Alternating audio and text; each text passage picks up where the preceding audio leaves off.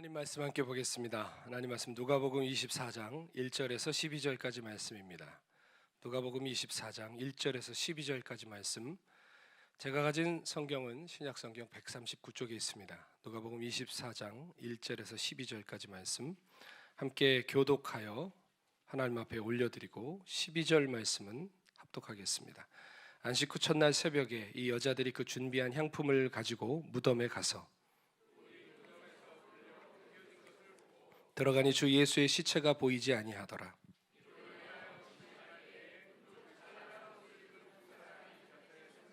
여자들이 두려워 얼굴을 땅에 대니 두 사람이 이르되 어찌하여 살아있는 자를 죽은 자 가운데서 찾느냐.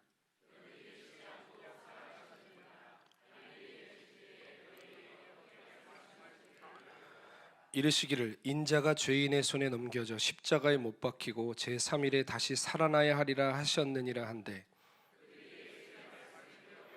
무덤에 돌아가 이 모든 것을 11 사도와 다른 모든 이에게 알리니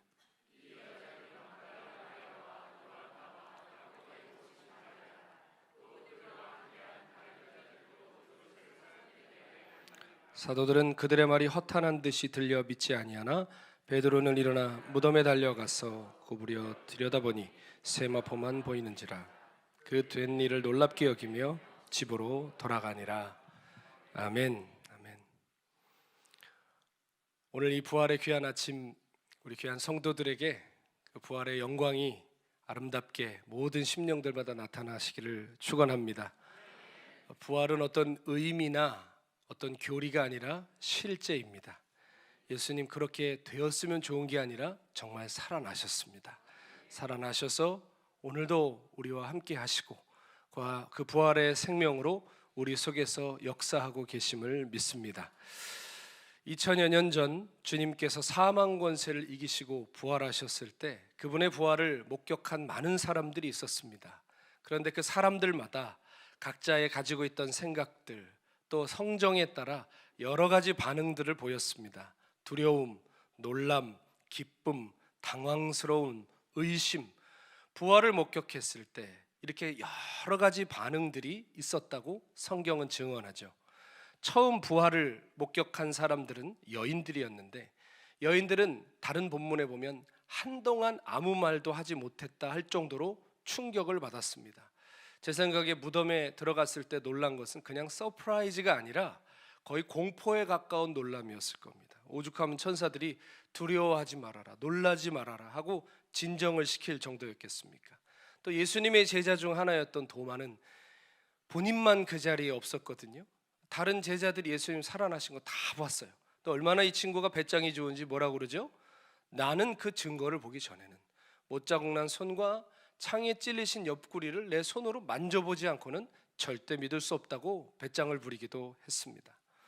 누가복음에 보면 엠마오라는 곳으로 가는 두 제자 이야기가 나오죠. 볼 일이 있어서 간 게 아니라 실은 이들도 12제자의 명단에는 없었지만 예수님을 따랐던 사람들이에요. 그런데 예수님 십자가에 죽으신 그 허망한 현장의 소식을 듣고 다 끝났구나 생각하고 안식일이 지나자마자 엠마오가 그들의 고향이었는지는 모르겠지만 그곳으로 둘이 향하게 됩니다. 그 중에 한 사람의 이름이 글로바였다라고 성경은 얘기하는데 그들 곁에 부활의 예수님이 나타나시죠. 그래서 그날 밤 숙소에서 떡을 떼어주실 때 부활하신 예수님을 보게 하시고 그들이 다시 엠마오에서 예루살렘으로 돌아가는 일도 있었습니다. 정말 부활을 대하는 다양한 장면들이 있었어요. 두려워하고 의심하고 도망가고 숨고 11 제자들도 마가의 다락방에 숨어 있었죠. 마가의 다락방이라는 게 우리는 성령 받은 장소로만 생각하는데 실은 이 패배하고 두려워서 숨어 있던 장소이기도 했어요. 그러니까 여러분 우리 주님은 역전의 명수십니다. 그런 장소가 뭐가 되죠? 교회가 시작되는 곳이 됐어요. 우리는 실패했지만 주님 실패하지 않으십니다. 주님이 하십니다. 자, 그렇다면 중요한 게 이렇게 부활을 대하는 감정들이 굉장히 다양했어요. 그냥 속에서만 있었던 감정이 아니라 액션이 있었어요. 의심하고 도망가고 숨고. 자, 그런데 오늘 부활을 대하는 우리의 감정과 마음과 태도는 어떠하냐는 것이죠. 처음 부활을 목격했던 사람들에 비하면 우리는 너무 무덤덤해요. 너무 아무렇지도 않아요. 예수님의 부활을 믿는다라고 하지만 믿는다라는 말밖에는 이렇다 할 반응도 없어요. 실은 복음을 전하면서 제일 힘든 사람이 누구냐? 복음을 듣고 회개하고 돌아오는 사람이야 말할 것도 없지만 이런 사람들 있죠. 복음을 아주 회방하고 안 믿는 사람들. 그런데 저는 그분들은 오히려 소망이 있다고 봐요. 왜요? 복음이 그 심령을 건드리고 있는 거거든요. 그러니까 그거에 반감을 갖게 되고 따지게 되고 그렇게 하는 사람들은요, 붙들어 놓고 얘기하고 같이 데리고 있으면 변화되더라고요. 여러분, 반감이라는 것도 반응이에요. 근데 진짜 복음이 안 들어가는 사람들이 누군 줄 아세요? 관심이 없는 사람들이에요. 아무 관심도 없어요. 받아들이지도 않고 밀어내지도 않아요. 아무 관심이 없는 거예요. 부활의 메시지가 우리에게 그렇지 않은가 싶습니다. 어쩌면 관심이 없는 게 아닐까요? 차라리 도마처럼 나는 못 믿겠어 몸부림을 치든지, 아니면 엠마오로 가던 두 제자처럼 에이 망했나 보다 돌아서서 짐이라도 싸든지 하면 부활의 주님이 찾아와 주시는 역사라도 일어날 텐데, 우리는 부활을 잘 믿지도 못하면서 그렇다고 해서 아무것도 하고 있지도 않은 것 같습니다. 그런데 그도 그럴 것이, 부활절은 부활 그 자체보다는 앞에 길었던 사순절이 끝나는 날로 우리에게 더 큰 의미를 줍니다.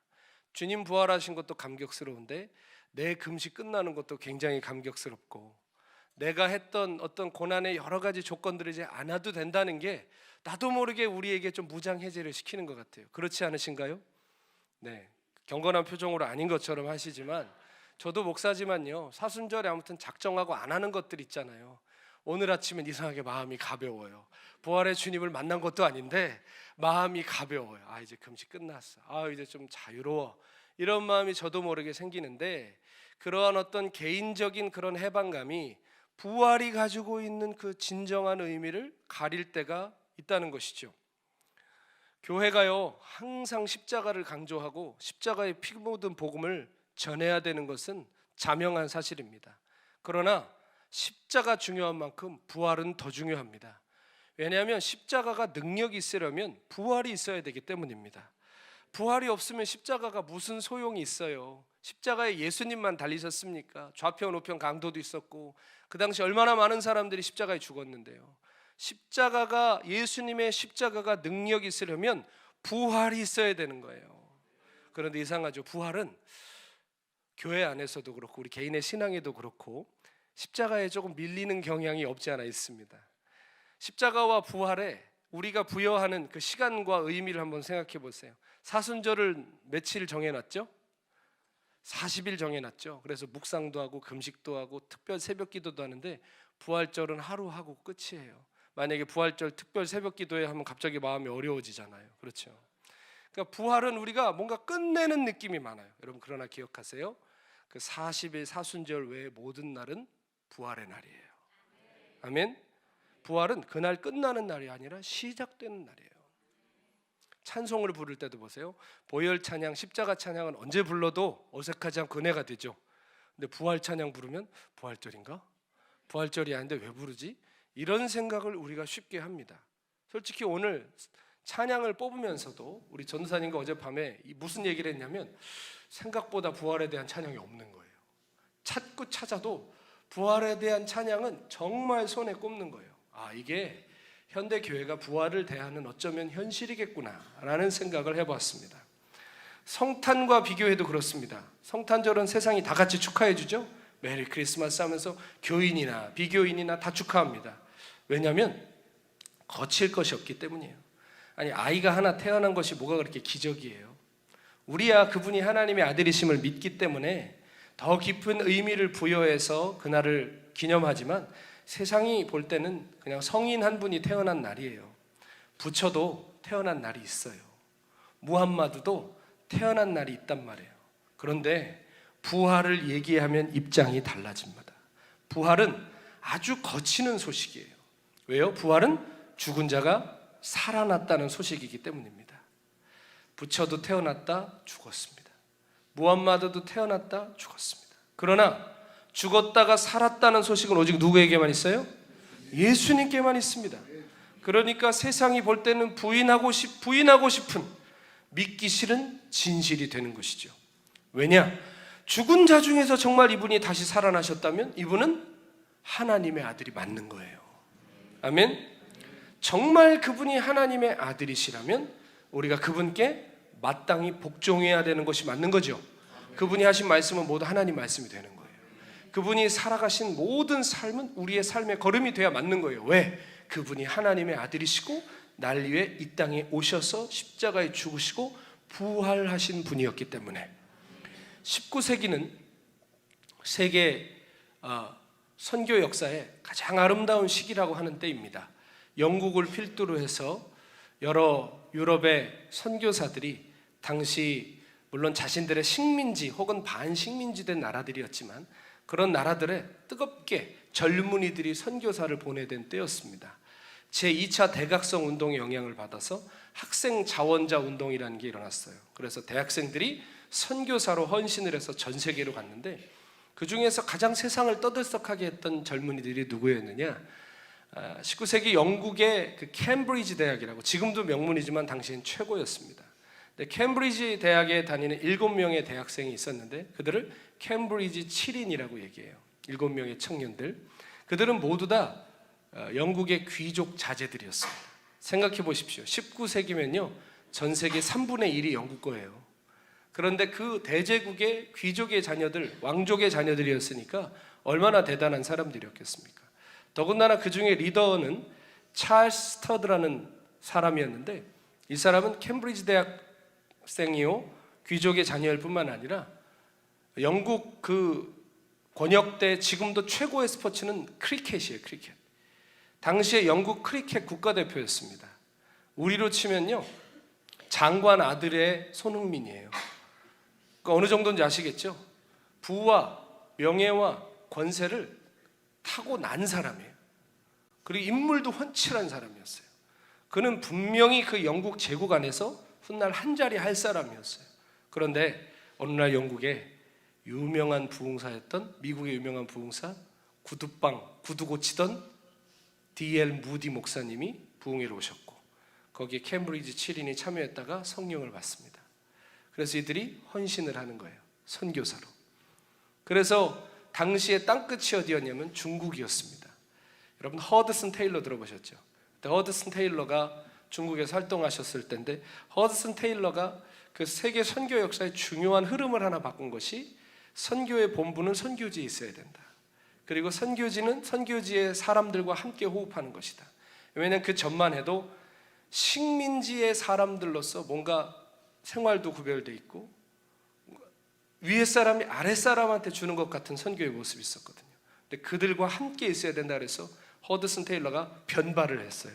변발 아시죠? 영화 황비용 이런 데 보면 나오는 그런 머리를 직접 했고 중국인들이 입는 옷을 입고 살았어요. 중국말로 복음을 전하고. 그래서 그 영향을 받은 캠브리지 7인도 그 어마어마한 부잣집 자제들이 변발을 하고 중국 옷을 입고 중국으로 선교사로 나가는데 기자들이 와서 물어보지 않았겠어요?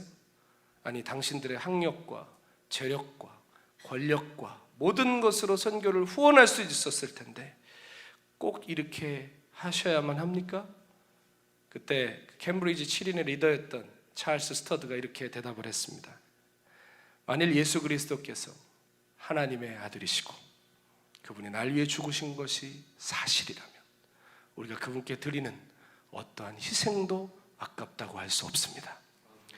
정말 예수 그리스도께서 나의 하나님의 아들이시고 그분이 날 위해 죽으신 것이 사실이라면 그분께 드리는 어떠한 희생도 아깝다고 할 수 없는 것이죠. 여러분 아멘이십니까? 여러분 예수님께서 부활하셨다면 참으로 그분은 하나님의 아들이신 것입니다. 그분의 죽음은 나를 위한 죽음인 것입니다. 그분의 모든 삶의 걸음도 나를 위한 것입니다. 그렇다면 우리가 가장 자랑해야 될 게 무엇일까요? 가장 믿고 의지해야 될 것이 무엇일까요? 바로 부활의 소식입니다. 부활의 복음입니다. 초대교회는 부활 공동체였어요. 사도행전을 살펴보면 초대교회 성도들이 복음을 증거할 때 그 핵심 메시지에는 예수님의 부활이 있었어요. 십자가의 고난도 전했지만 복음의 핵심 메시지는 항상 부활이었습니다. 그도 그럴 것이 아까 말씀드렸지만 부활이 없으면 십자가가 무슨 의미가 있겠어요? 그분이 부활하셨기 때문에 십자가는 한낱 로마에 대항했던 정치범의 죽음이 아니라 하나님의 아들이 우리를 위해 죽은 죽음이 되는 거예요. 부활이 없으면 예수님의 온갖 기적과 가르침이 무슨 의미가 있겠습니까? 부활이 없다면 기적은 예수님만 일으켰습니까? 당시에 많이 기적을 일으키는 사람들 있지 않았겠습니까? 부활이 없었다면 그저 예수님은 2000여 년 전 지구 반대편 팔레스타인에서 활동했던 유대교 선지자 중에 하나밖에 될 수 없는 것입니다. 그래서 성경은 말합니다. 고린도전서 15장에 보면 그리스도께서 다시 살아나신 일이 없으면 너희의 믿음도 헛되고 너희가 여전히 죄 가운데 있을 것이요 또한 그리스도 안에서 잠자는 자도 망하였으리니 만약 그리스도 안에서 우리가 바라는 것이 다만 이 세상의 삶뿐이면 모든 사람 가운데 우리가 더욱 불쌍한 자이리라. 부활이 없으면 어떻다고요? 우리의 믿음도 헛되고 여전히 우리는 죄 가운데 있고 예수 믿고 죽은 사람은 망한 사람들이고 이 땅에 있는 우리도 세상에서 제일 불쌍한 사람들이라는 거예요. 부활이 없으면 여기 지금 왜 계세요? 이번 주 방학이죠 애들? 어디 가셔야 돼요. 부활이 없으면 이렇게 할 필요가 없는 거예요. 우리는 불쌍한 사람들이에요. 망한 사람들이라니까요. 그러나 부활이 있다면 우리는 세상에서 가장 큰 승리를 기다리는 사람들입니다. 그렇게 기독교는 부활의 기초 위에 있습니다. 부활이 없다면 기독교는 통째로 거짓말이 되는 거예요. 부활이 얼마나 놀라운 사건이었던지 초대교회 성도들은 초창기에는 그들이 원래 오리지널 유대인들이었기 때문에 토요일 성전 제사나 기도에 참석하다가 시간이 지날수록 어떻게 했느냐? 토요일이 아니라 예수님이 부활하신 날을 안식일로 지키기 시작했어요. 그날에 예배드리기 시작했어요. 그게 바로 오늘의 주일 예배인 겁니다. 어떤 이들은 주일 예배의 기원이 로마의 기독교 공인 후에 그동안 로마 내에 있었던 태양신 숭배일과 교묘하게 결합해 놓은 것이다. 그러므로 주일은 잘못됐고 토요일 안식일을 지켜야 된다라고 얘기하는 사람들이 있지만 절대 그렇지 않습니다, 여러분. 제가 우리 사랑하는 성도들에게 권고와 경고를 함께 드리는데요. 요즘 유튜브 시장이 코로나를 거치면서 어마어마하게 넓어졌죠. 많은 사람들이 유튜브를 통해 진리의 말씀도 듣지만 거짓 선지자들도 어마어마하게 많습니다. 여러 가지 이슈들로 우리 신앙을 혼란하게 해요. 그들의 자주 쓰는 말, 주의하라, 깨어있으라, 뭐 일요일의 정체, 크리스마스의 정체, 화면도 시뻘겋고요. 뭔가 자꾸 눈에 띄고 자극적인 것으로 클릭을 하게 만든다니까요. 그런데 여러분, 그들이 하는 말들은 불과 몇 년 전만 해도 하나님의 교회 같은 이단들이 사람들 포교할 때 쓴 거였어요. 일요일이 원래 태양신의 숭배일인 거 그거 아셨어요? 크리스마스가 원래 태양신 축일인 거 아셨어요? 그럼 또 우리는 순수하니까 정말요? 그럼 크리스마스 아니에요? 여러분, 예수님이 언제 오신지 알까요? 모를까요? 아무도 몰라요. 교회가 정해서 지키는 거예요. 그냥 그 날이 뭐가 중요하냐고요. 참된 예배가 중요한 거지. 복음이 중요하고요.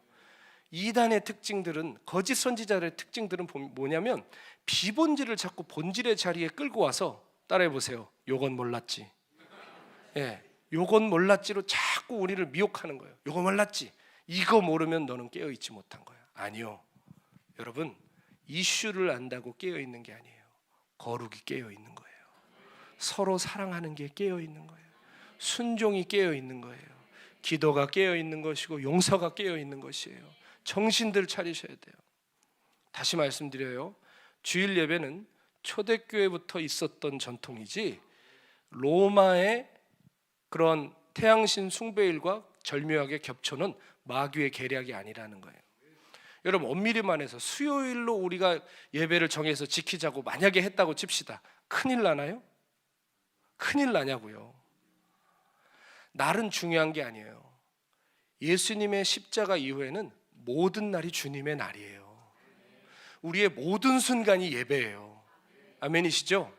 다만 우리가 공적인 모임으로 그날을 정하여 지키는 거예요. 아시겠죠? 그러므로 우리가 절대로 그런 마지막 때에 깨어있으라고 하는 사람들이 오히려 더 미혹할 때가 많아요. 조심하시기를 바랍니다. 자, 그런데 우리는 이렇게 부활의 날에 매주 예배를 드리면서도 부활하신 주님을 잊으면서 삽니다. 부활절에만 잠깐 기념하는 그런 부활로 만들어 놓지는 않았나요? 여러분이 질문 드리겠습니다. 예수님은 과거에 어떤 한 시점에 부활하셨나요? 아니면 부활하셔서 지금도 살아계신가요? 예, 부활하셔서 지금도 살아계십니다. 나 죽었다 한번 살아봤다? 그거 보여주시는 주님이 아니라 지금도 살아계신다니까요. 성경에 보면 죽음에서 살아난 경험을 한 것은 예수님뿐만이 아니었습니다. 예수님의 친구 나사로도 죽었다가 살아나 봤죠. 그런데 나사로는 결국 어떻게 됐을까요? 또 죽었죠.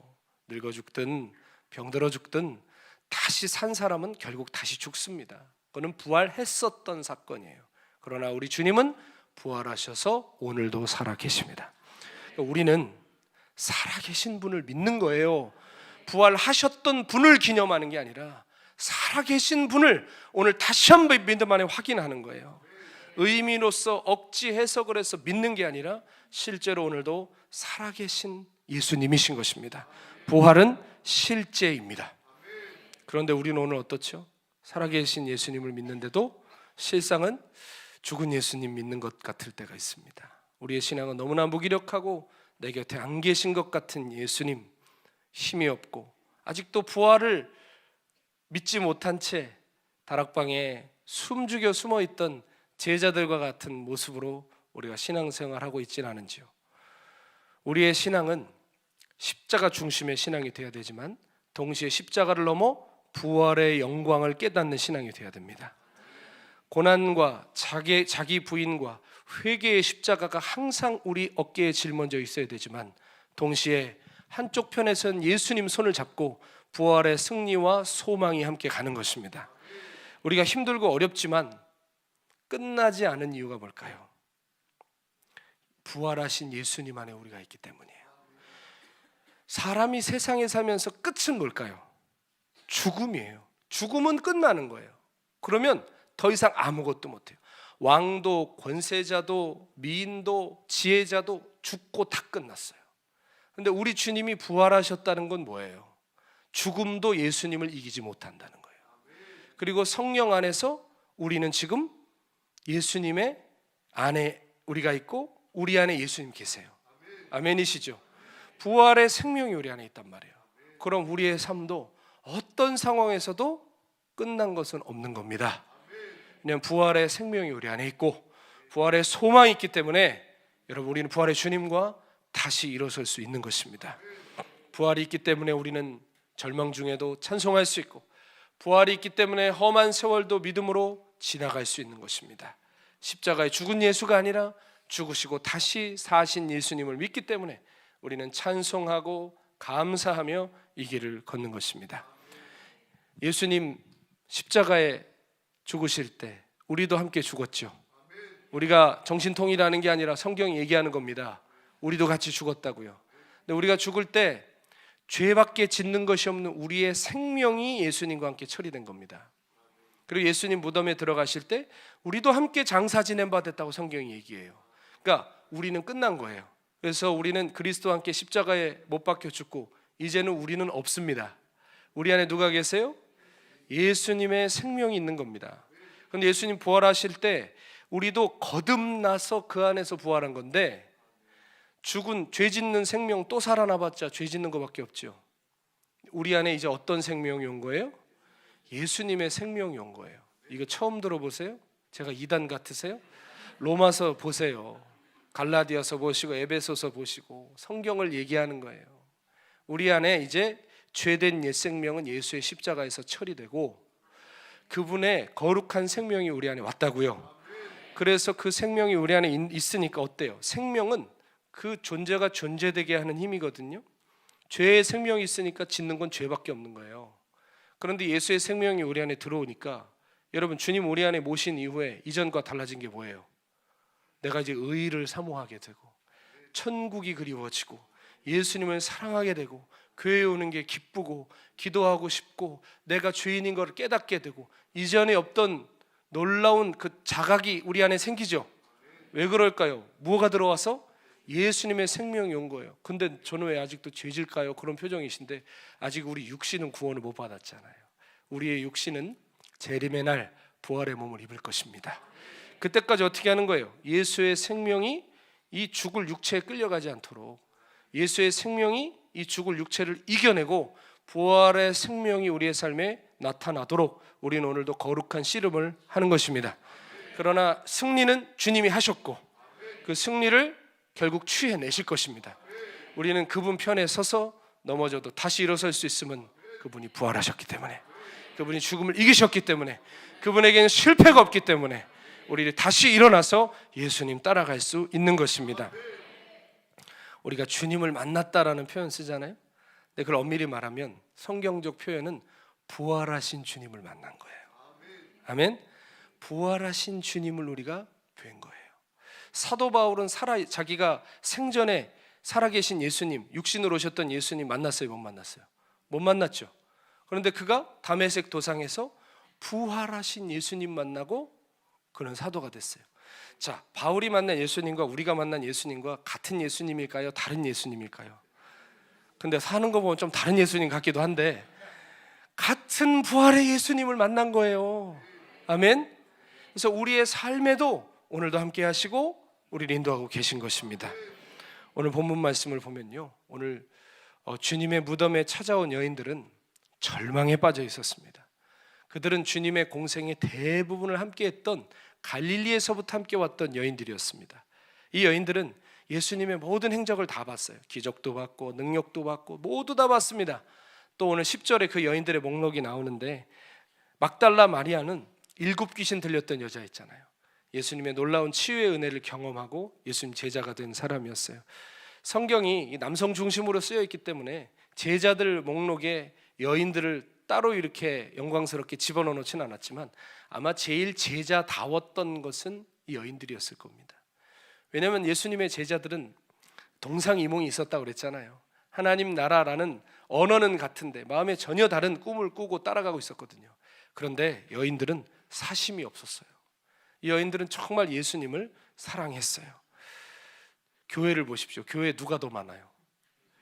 우리 죄송합니다만 우리 형제님들을 무시하는 게 아닌데 자매님들이 일단 훨씬 많으시고요. 정말 이름 없이 빛 없이 열심히 하시는 분들도 또 자매님들이십니다. 물론 우리 형제님들도 수고하시죠. 제가 하는 말 무슨 얘기인지 아시죠? 예. 그렇게 이 여인들은 정말 하나님 나라를 기다리며 어디 가시든지 예수님을 쫓았어요.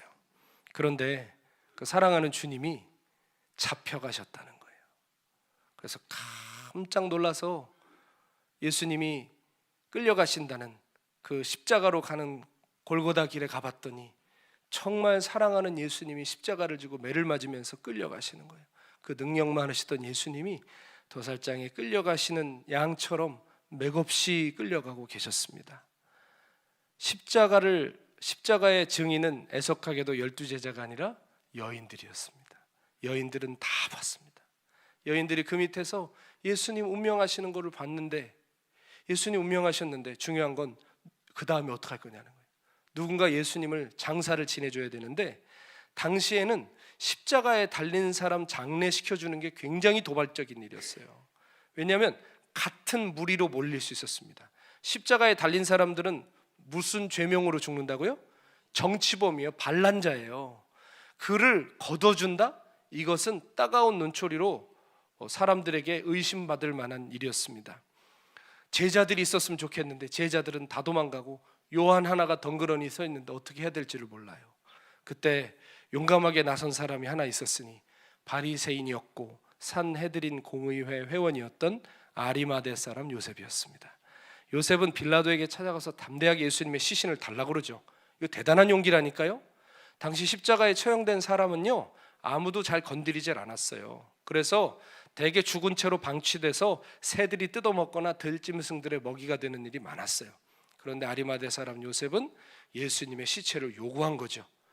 빌라도에게 시신을 받은 요셉은 급하게 자기가 죽으면 묻히려고 했던, 아무도 안치한 적이 없었던 새 무덤에 예수님의 시신을 급하게 안치합니다. 근데 왜 이렇게 급하게 했을까요? 우리는 낮밤인데 고대 사회에서는 밤낮이라고 그랬죠. 안식일은 금요일 밤부터 시작인 거예요. 그러니까 예수님이 오후 3시에 운명하셨기 때문에 시간이 얼마 없어요. 급하게 대강 세마포만 둘둘 말아가지고 죄송한 표현이지만 던져놓듯이 놓고 온 거예요. 너무 급해가지고. 왜냐하면 안식일에는 시체를 만지면 안 되고 또 몇 미터 이상 이동해도 안 돼요. 뭘 들고. 그러니까 안식일 규정 때문에 그렇게 할 수밖에 없었습니다.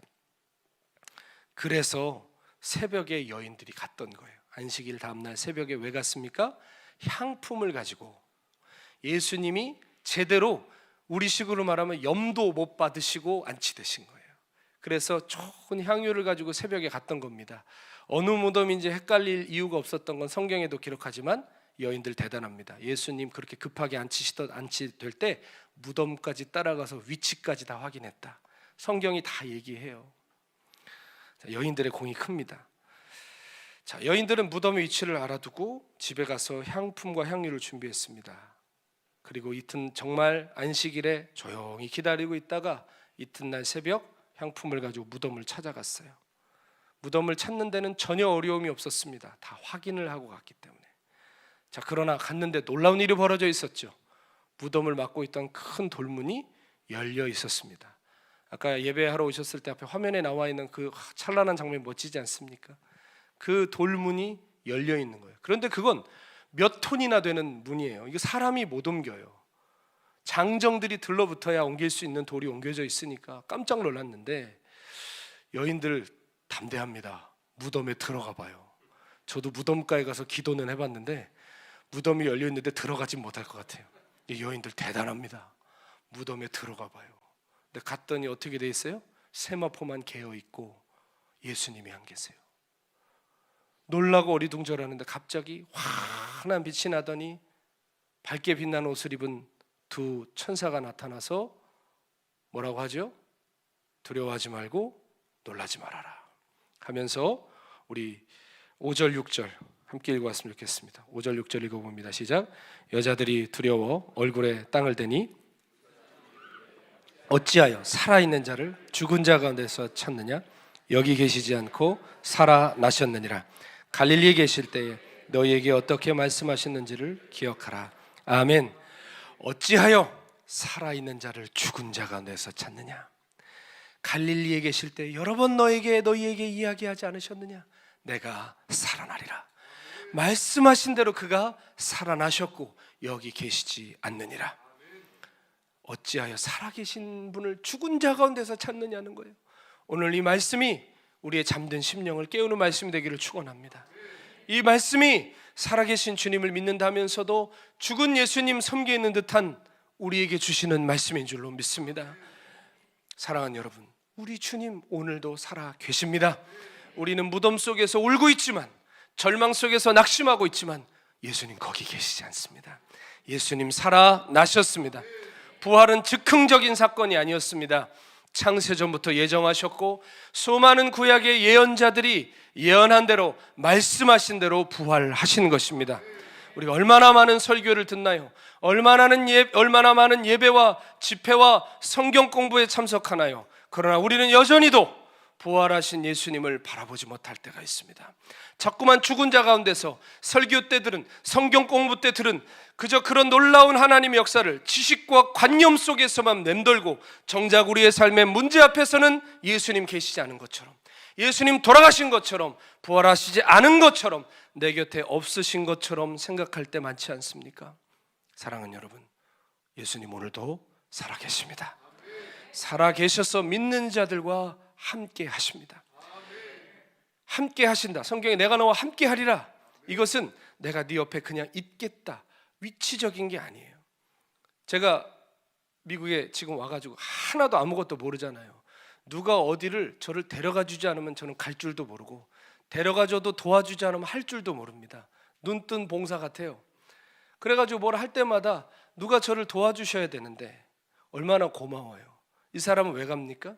자기가 가진 경험을 저에게, 또 자기가 자기의 시간을 내어주고 자기가 알고 있는 어떤 관계 속에서 저를 도와주고 저와 함께 가준다는 건 뭐예요? 그 사람에게 있는 모든 게 저에게 온다는 얘기예요. 그렇죠? 동시에 저의 연약함은 그 사람이 짊어져 준다는 얘기예요. 결혼을 생각해 보세요. 같이 살자 그럴 때는 그냥 하숙하듯이 같이 사는 건가요? 아내한테 빚이 1 밀리언 있다고 생각해 보세요. 그러면 물론 나는 안 했어 그럼, 이런 표정이신데, 정말 사랑해서 1밀리언이 있으면 그 1밀리언이 이제 동시에 누구 빚이에요? 내 빚도 되는 겁니다. 내 남편이 좋은 차를 갖고 있으면 그 차는 동시에 또 누구 차가 되는 거예요? 내 차가 되잖아요. 하나님이 함께 하신다라고 하는 건 이거예요. 단순히 그냥 있는 게 아니라 그분이 가진 모든 것이 내게 오고 내게 있는 모든 연약함은 그분이 짊어지시는 거예요. 아멘. 그래서 지상 최대의 복은 뭘까요? 하나님이 우리와 함께 하시는 임마누엘의 복이에요. 그래서 예수님을 뭐라고 했죠? 임마누엘이다. 하나님이 우리와 함께 계신다. 하나님이, 예수님이 성령으로 지금 우리 안에 우리와 함께 계십니다. 부활의 주님이 우리와 함께 하신다는 것은 사막을 이기신, 죄악을 이기신, 마귀를 이기신 그분의 능력이 우리와 함께 한다는 것을 의미해요. 그러므로 여러분, 우리는 죽지 않아요. 우리는 영생합니다. 이렇게 얘기하면 신천지 같죠? 신천지는 이대로 영원히 산다는 거예요. 여러분, 이대로 여기 어떻게 영원히 살아요? 저주예요, 저주. 그렇죠? 우리는 훗날 성경이 말씀하신 대로 예수님 재림 때에 부활의 몸을 입고 영원히 살 겁니다. 아멘이시죠? 그러므로 우리가 죽음을, 초대교회 성도들이 죽음을 두려워하지 않았던 이유가 뭐예요? 뭐가 있으니까? 부활이 있으니까 구차하게 살지 않았어요. 부활이 있으니까 치사하게 살지 않았어요.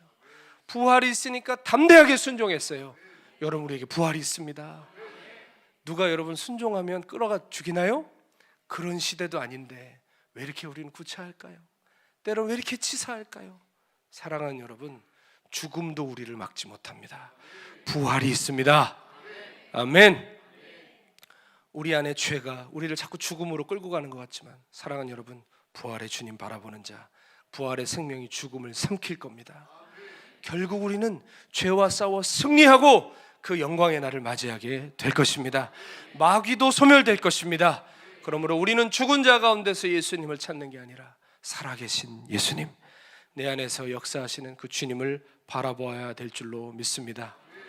주위를 둘러보면 아무도 없는 듯 믿음의 눈을 들면 보이는 분 계시네. 지금도 내 안에서 역사하고 계시는 사망과 어둠의 권세 물리치신 예수님. 할렐루야.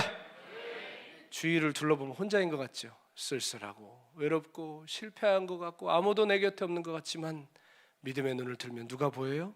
지금도 내 안에서 역사하시는 사망과 어둠의 권세에 물리치신 예수님, 그분이 우리와 함께 하심을 믿습니다. 사순절을 그렇게 은혜롭게 보내놓고도 우리가 부활의 감격을 모르면 무슨 의미가 있겠습니까? 부활의 능력을 믿는 만큼 십자가의 능력도 나타나는 겁니다. 더 이상 죽은 자 가운데서 예수님을 찾지 마십시오. 오늘도 살아계셔서 우리와 함께 계시는 그 예수님을 붙들며 살아가시는 성도들 다 되시기를 예수님의 이름으로 축원합니다. 부활하신 예수님 승천하시기 전에 우리에게 뭐라고 약속하셨죠? 볼지어다 내가 세상 끝날까지 너희와 항상 함께 있으리라. 근데 볼지어다라는 말은 뭐냐면 너희가 볼 거라는 거예요. 너희가 보게 될 거다. 세상 끝날까지 내가 너희와 항상 함께 있는 것을. 주님 우리와 항상 함께 계시겠다고 하셨습니다.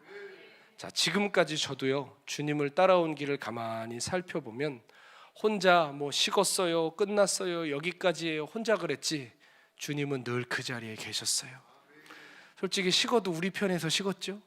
변해도 우리 편에서 변했고. 제가 전에 그랬잖아요. 주님이 만약에 우리가 늘 하듯이 야, 나 식었다, 나 변했다, 나 지쳤다 하면 우리 큰일 난다니까요. 우리만 혼자 그렇게 법석을 하는 거지 주님은 지치시지 않고 포기하시지 아니하고 그 자리에 늘 계셨어요. 그게 부활의 주님이세요. 항상 내 편에서 흔들리고 내가 떠난 거라니까요. 나는 약속을 어겨도 보세요, 주님은 약속 안 어기셨어요. 나는 떠나도 주님 늘 그 자리에 계셨어요. 그러나 나의 욕심이, 나의 못난 자아가 늘 나 스스로에게만 집중하면서 내 곁에 계신 주님을 바라보지 못하게 할 때가 많았죠. 그래서 에라 모르겠다 하면서 육신의 소욕을 쫓아가기도 하고 때로는 스스로를 한없이 자학하기도 할 때 있지 않았습니까? 그러나 성경을 보세요. 부활하신 주님이 이것들 다 도망갔는데 내가 부활했다는 소식을 듣고 한번 찾아오나 안 찾아오나 내가 한번 봐야 되겠다. 무덤가에 앉아서 제자들 기다리지 않으셨어요. 성경에 보면 예수님 어떻게 하세요? 찾아가세요. 두렵고 무섭고 낙심하고 포기한 이들을 하나하나 다 찾아가세요. 아무도 포기하지 않으셨어요. 제일 먼저 그 같이 몰려서 죽을까 봐 진짜 제자들 치사해요. 그렇죠? 나도 예수 도당으로 몰려서 죽을까 봐 다락방에 숨죽여 불도 안 켜놓고 아마 숨어 있지 않았을까요? 근데 갑자기 주님이 나타나시더니 니네 뭐 하는 거야? 그러지 않으시고 성경에 보면 평강이 있을지어다. 이게 히브리어로 뭐죠? 샬롬 한 거예요. 저는 어제 이 말씀 묵상하는데 되게 은혜가 된 저의 개인적 상상이 있었는데 평강이 있을지어다 이게 아니라 샬롬 하면 인사잖아요. 안녕, 잘 있었니? 저는 그게 훨씬 은혜스럽더라고요. 얘들아 잘 있었니? 근데 얼마나 놀라고 그 주님의 음성을 들었을 때 얼마나 감격했을까. 죄송하기도 하고 만약에 주님이 야단을 치셨으면 고개 푹 숙였을 텐데 아무렇지도 않게 우리가 그렇잖아요. 누구한테 되게 잘못했는데 너무 아무렇지도 않게 대해줄 때 되게 미안하잖아요. 예수님이 오셔서 얘들아 안녕 잘 지냈니? 하면서 찾아오신 거예요. 그러시면서 부활의 몸을 보여주셨죠. 근데 그 자리에 또 도마가 없었다니까요. 근데 도마가 얼마나 배짱이 좋은지 내 손으로 만져보기 전에는 절대 못 믿는다. 8회째 되는 날. 근데 저는 도마를 보면서 은혜가 되는 게요. 여기 혹시 주님이 잘 안 믿어지는 분들 계신데요. 괜찮아요. 의심도 믿음으로 가는 길이에요. 저는 도마를 보면서 되게 은혜스러운 게 만약에 불신하고자 결단했다면 야, 그딴 게 어딨어. 그런 얘기 좀 하지 마. 하고 자기 갈 길 갔을 거 아니에요? 근데 성경에 보면 8회째 되는 날 예수님이 도마에게 찾아오시는데 그 말은 도마가 8회째 되는 날까지 떠났다는 거예요? 안 떠났다는 거예요? 안 떠나고 기다렸는데 왜 기다렸을까요? 나도 부활의 주님 만나고 싶어서. 나는 못 봤지만 나는 아직 의심하고 있지만 나도 만나고 싶어서 8일째 되는 날까지 거기에 기다렸던 거예요. 주님이 진짜 찾아오시죠. 찾아오셔서 못자국난 손과 창에 찔리신 옆구리를 직접 보여주시면서 도마야 와서 만져봐라 하고, 근데 도마가 안 만져봐도 알잖아요. 안 만져봐도. 예수님 뭐라 그러시죠? 네가 나의 주 나의 하나님이라고 고백해요. 그건 땅에 있는 사람이 예수님께 고백한 것 중에 최고의 고백이에요. 나의 주 나의 하나님. 제가 인도에 한번 선교를 하러 갔는데요. 인도의 해변가에 이렇게 서 있는데 거기에 오래돼 보이는 교회가 있어서 봤더니 도마 교회라고 써 있더라고요. 이런 전승에 의하면 사도 도마는 인도까지 가서 복음을 전하다 순교했습니다. 지금 그 도마의 후예들이 도마 교회 성도로서 신앙 지키고 있어요. 수천 년 동안. 가장 의심했던 사람이 가장 놀라운 증인이 되어서 가장 먼 곳까지 가서 복음을 전하다 순교한 거예요. 그러니까 여러분 우리 같은 사람도 할 수 있는 거예요. 우리 같은 사람도 주님이 붙들어 주시면 다시 시작할 수 있는 거예요. 예전에 아들에게 성경을 이렇게 읽어줄 때 부활하신 예수님 장면에서 저희 아들이 저에게 질문을 하더라고요. 아빠, 왜 예수님은 부활하시고 나서 바로 승천 안 하셨어요? 바로 승천하시면 편하지 않나요? 맞는 말이더라고요. 바로 승천하셔도 되는데 왜 그러셨을까? 근데 제가 곧바로 제 아들에게 얘기했어요. 제자들에게 부활하신 몸을 보여주시려고. 만약 그냥 승천하셨다면 제자들이 부활하신 예수님 못 봤겠지. 그럼 낙심하고 포기하고 그냥 슬픈 상태로 있었겠지. 부활하신 예수님이 만약에 세상에 당신을 알리고 싶으셨다면 누구에게 제일 먼저 가서 보여주셨으면 좋았을까요? 저 같은 본디오 빌라도에게 찾아가요.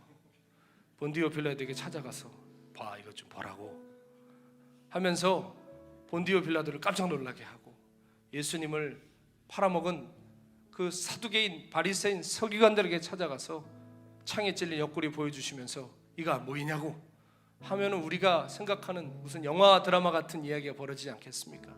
그러나 우리 주님 고집스럽게도 그런 사람들에겐 가지 않으시고 당신의 제자들을 찾아가십니다. 다락방에 가서 못자국난 손을 보여주시고 옆구리를 보여주시고 엠마오로 피신하는 두 제자들에게 찾아가셔서 예수님 그냥 처음부터 보여주시면 되는데 대화도 하시고 저녁 먹을 때 빵을 찢으시는데 갑자기 제자들의 눈이 밝아지면서 부활하신 주님 보게 하시고 또 주님 3번 부인한 게 괴롭고 슬퍼서 갈릴리로 도망가서 그물질하는 베드로에게 찾아가셔서 내가 나를 사랑하느냐 나를 따르라 하시고 예수님은 제자들밖에 생각을 안 하셨어요. 제자들밖에. 예수님 오늘도 누구 생각하실까요? 우리 생각하십니다. 여러분 제자시잖아요, 그렇죠? 제자가 아니면 제자 되시고요. 저는 그 찬양 좋아합니다. 성자의 귀한 몸 2절 가사에 보면 지금도 날 위해 간구하심 이 옅은 믿음이 하옵나니. 예수님 지금 하나님 보좌 우편에 계시죠? 거기서 뭐 하신다죠? 우리를 위해 중보하신다잖아요. 그 기도 제목이 뭘까요? 지금도 우리를 위해 기도하고 계시는 거예요. 우리가 넘어지지 않도록, 넘어져도 일어서도록, 죽고 싶을 때 살 소망 갖도록, 포기하지 않도록 예수님 그 보좌 우편에서 우리를 위해서 간구하고 계십니다.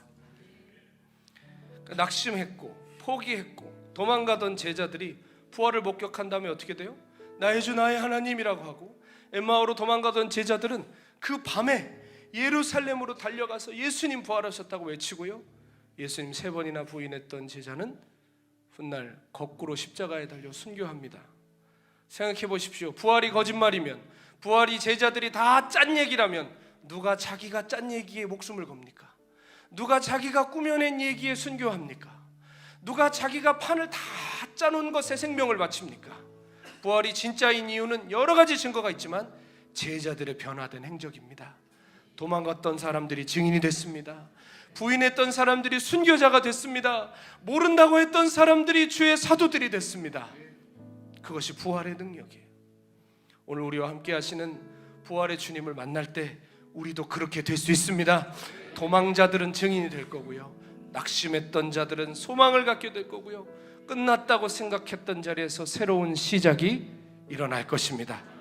사랑하는 여러분, 아직 아무것도 끝나지 않았습니다. 왜냐하면 우리 주님 살아계시기 때문에, 부활하셔서 우리와 함께 계시기 때문입니다. 종교개혁을 시작했던 마틴 루터, 그는 실은 종교개혁이라는 의리의리한 것을 하고 싶었던 게 아닙니다.